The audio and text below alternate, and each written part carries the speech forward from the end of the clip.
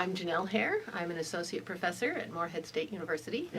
I am a biology professor, and most specifically, I'm a bacteriologist. I study the responses of bacteria to DNA damage and how that relates to the bacteria's ability to mutate, become drug resistant, and study these processes in ways that can have application to human disease, such as cancer, because we also experience DNA damage in our cells.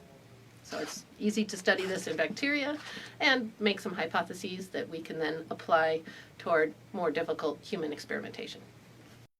When I'm doing my second R15, which I've been fortunate to just have funded and start this year, it is a continuation of the work that I did in the previous 3 years for the first NIH R15. But like all science, the questions that you think you're going to be answering evolve and you find new information, and so you may take a little different path.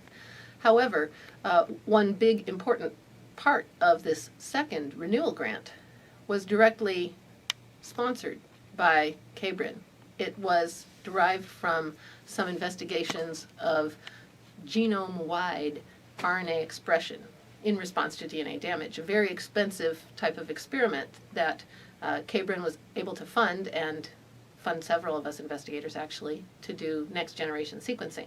So that formed an important extension of the work I was already doing. I had not envisioned being able to do those sorts of experiments on the modest R15 budget, but with the assistance of KBRIN, then I was able to use that and kind of leverage that kind of information into my renewal, and I think it helped a lot, because certainly some of the reviews were wanting to know if indeed the phenomena that I was investigating were more widespread, and the transcriptome RNA expression data are properly addressing that sort of question. So I am, of course, still continuing on my main focus of the DNA damage response proteins and how they get activated by DNA damage, but then I can expand that to throughout the entire genome of my bacteria with the transcriptome study. So it's very nice complementary methods, I think.